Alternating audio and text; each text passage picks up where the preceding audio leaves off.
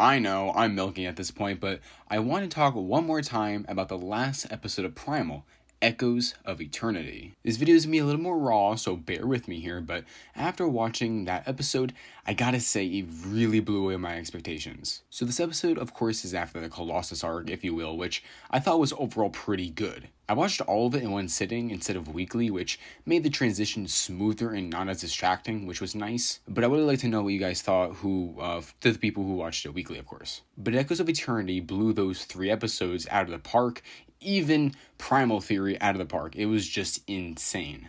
Gendy really wanted to end the season with a banger, and quite possibly one that's really hard to continue off of, which I'll talk about more here in a bit. But so much happened in this episode, man. We got a backstory to Spear, something that I've wanted for quite some time. So it was excellent getting a realization of how early Spear has been fighting for the people he's loved. And we also got to see Mira's village and Seer culture. I think a dynamic a lot of people may have overlooked was the sullen attitude both Spear and Fang had right before the Viking came. They were uneasy, even knowing the villagers are Mira's people, so it really wasn't a cut and clean way to look at things. Which is why the next scene was an insane way to end this episode and the season. In all sincerity, I have no words to describe Spear's death. When I saw that a demon gave the Viking fire powers, I knew they were completely screwed. The only thing I thought of, which Spear ended up doing, was pushing the guy down a mountain. And something that Spear throughout the show was amazing at doing was adapting. This time, however, he risked his life to save his loved ones, but at the cost of his life. Spear's death was heartbreaking, seeing our barbaric protagonist that, killed many people, ended up dying saving the people he loved. But looking back at it now, it really makes sense to kill Spear here.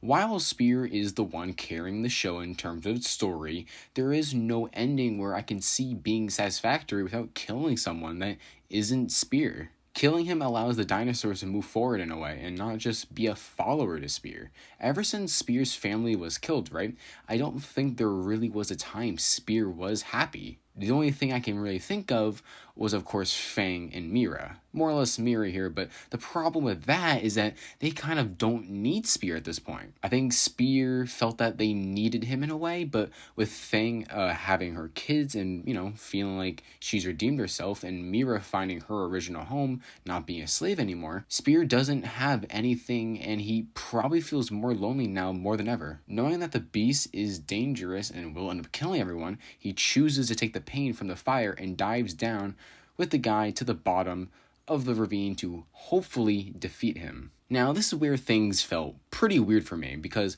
I was like, why did the demon take the guy back down to hell? And after thinking about it, I sort of got the idea that the demon was watching Spear throughout all of his adventures for all these years, however long it's been, as he's the catalyst for so many deaths for people that are in hell, and wanted to kill him for whatever reason. Maybe there's some sort of myth or whatever story that I have never heard of that this is supposed to be alluding towards, but that seems to be the gist of it.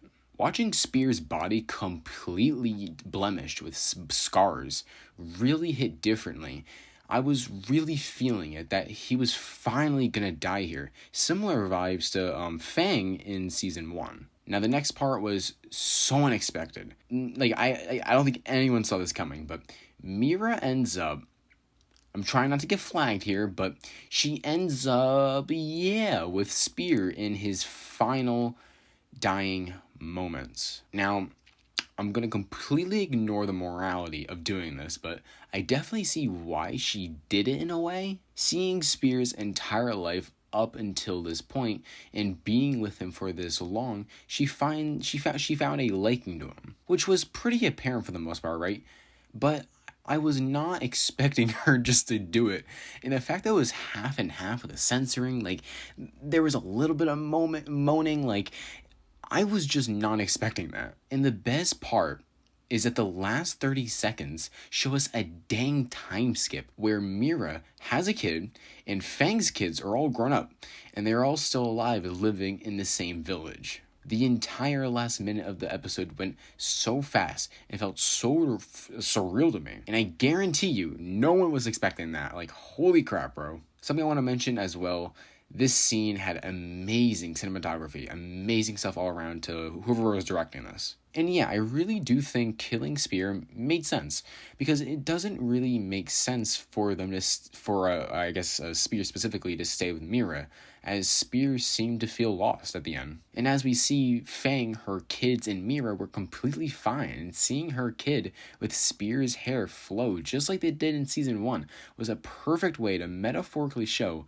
that Spear's legacy won't be forgotten by any of them, even the small brain of a dinosaur. And in terms of reality, Spear won't see his kids grow, but it's nice to know that he won't be forgotten, as well as he won't be forgotten by us wonderful viewers who've been watching this for 2 years and hoping and loving this show so much. The biggest takeaway here is that I don't think you guys should really expect a season 3. The only reason I say this is because the show, for the most part, was advertised and known for Spear, so not having him in the show will still feel weird on a story level. At the end of the day, the show started and ended with the Spear story, and I think that is pretty much all it should, be. Personally, I thought it was fantastic. One of the best episodes the show has to offer, with amazing pacing, cinematography, and writing. And dare I say, definitely one of the best shows of the 2020s, and overall, just one of the best shows I've ever seen for quite some time. I hope people don't forget about the show in the next few years,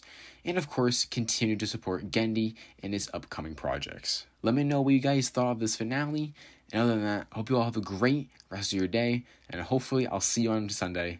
See ya.